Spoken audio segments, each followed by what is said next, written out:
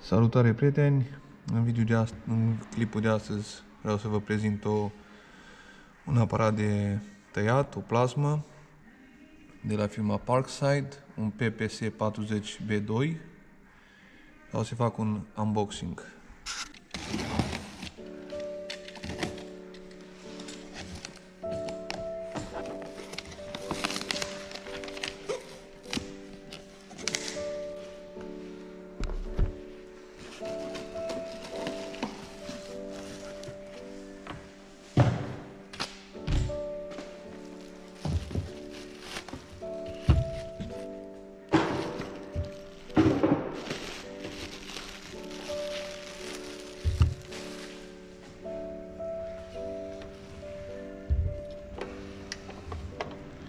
Acesta este. Aici avem mufele pentru cabluri. Aici butonul pentru a regla. Aici avem butonul pentru a regla amperajul, la câți amperi să tăiem. Avem un cablu de curent de aproximativ 2,5 metri.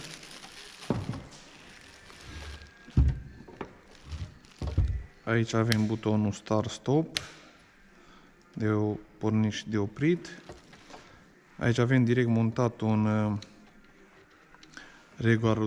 regulator de presiune care este direct montat.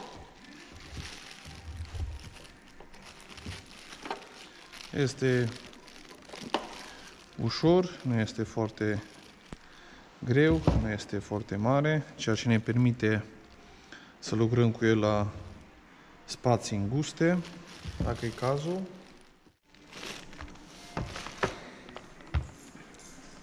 Aici avem cablu de aer, furtună, adică are undeva și ăsta la 1,5 metri.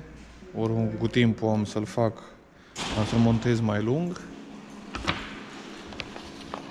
Aici avem cablu de masă cu mufa asta de la masă. Are și ăsta în jur de 2 metri aproximativ. Are undeva la 2 metri.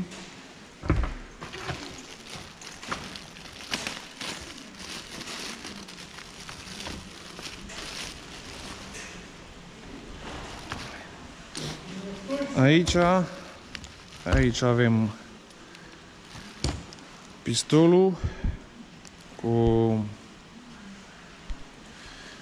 placă ceramică aici în capul lui. Aici avem un buton care se blochează pentru când e blocat, nu mai putem apăsa. Când le blocăm, se apasă pe el. Este undeva la 2 metri și cablul acesta. Mai avem un set aici. Mai avem aici un set și niște dioze, pot să-i spun așa, de rezervă. Se poate observa niște dioze. Și acest cap pentru când avem nevoie de tăiat drept sau să nu putem ăsta, se montează aici. Montează aici pe pistolul de tăiat foarte ușor. Avem aici niște șuruburi ce se desfac. Băgăm capul, le strângem un pic și cu asta este foarte practic când vrem să mergem drept sau are niște rotițe aici. După cum observ, este foarte tare, este foarte bun. Ce pot să mai spun de pistol? Aici în partea de jos avem un fel de cauciuc. Ăsta plastic cauciucat aici pentru a nu face cută, dacă putem observa. Aici capul lui se desface să scoate capăcelul la duză și asta se schimbă cu cele ce avem de rezervă, încă 2 bucăți. Să bagă frumos ăsta înapoi. Ăsta este ceramic aici.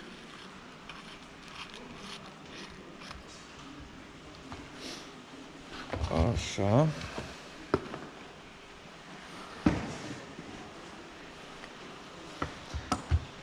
Aici avem și un manual de montat. Ne explică și aici ce avem în cutie și ce înseamnă fiecare.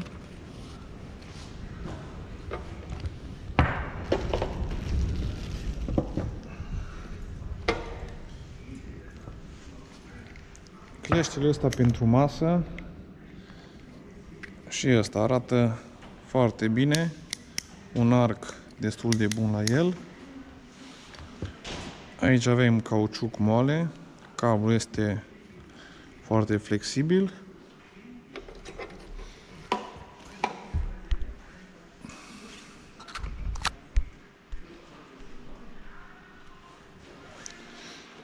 Aici, din câte putem observa, avem plus și minus. Aici, dacă ne uităm atent, și ne arată că aici vine masa și aici pistolul de tăiat sau cuțitul, cutterul, cum îi mai zic în termenii respectivi. Aici mai avem încă un LED ce ne arată temperatura când e prea cald, prea solicitat, prea încălzit. Aici ne arată că e băgat în priză. Acum am să montez. Aici are un pinten, dacă observați. Aici în partea asta de sus are un pinten care cu vara se bagă în sus și se rotește odată spre dreapta, ca acum am strânge. Acesta este cablul de masă.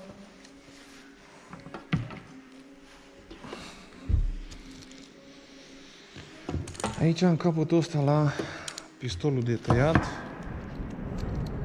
putem observa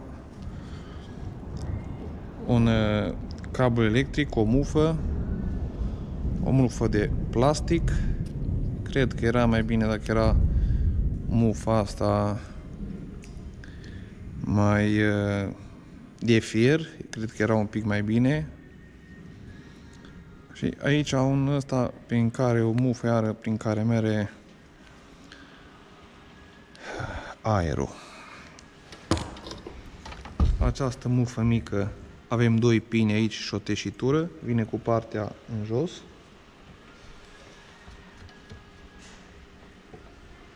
Se înfiletează ușor aici.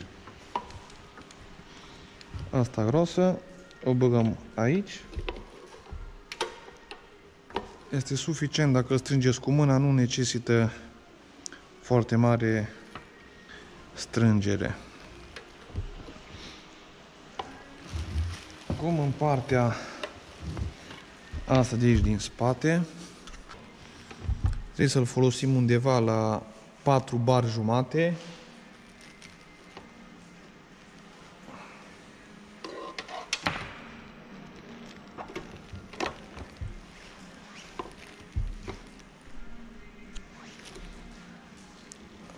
El vine în partea asta.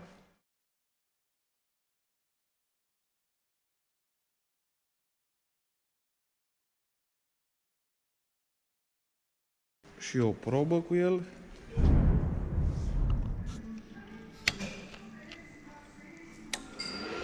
A pornit și ventilatorul. Am să pun aici pe 35 de amperi.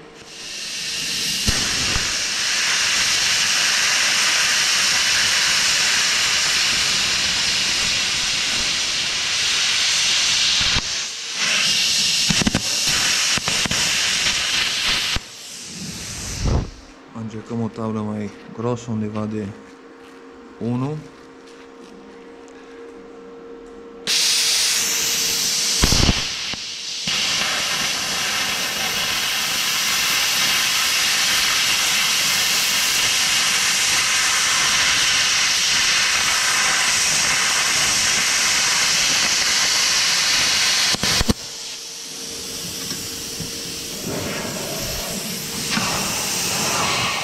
tăiat și asta foarte bine. Acum am să încerc cu... Și am dat numai pe 35, am să dau pe 40 de amperi acum.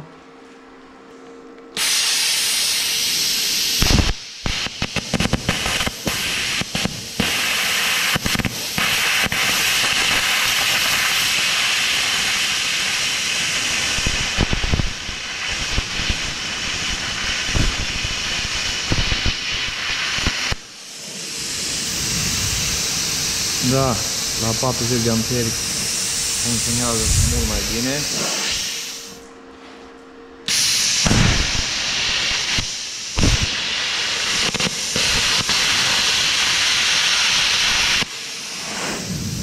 Da, fără probleme. Acum am adus o placă metalică de 10 mm și am să văd dacă îl va tăia.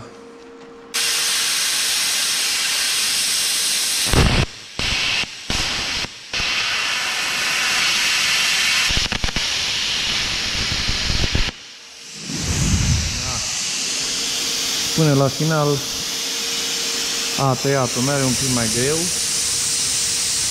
Să încerc acum de la 4 atmosfere.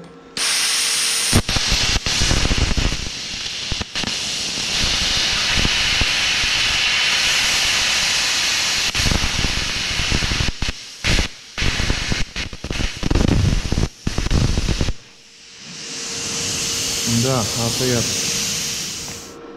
Putem observa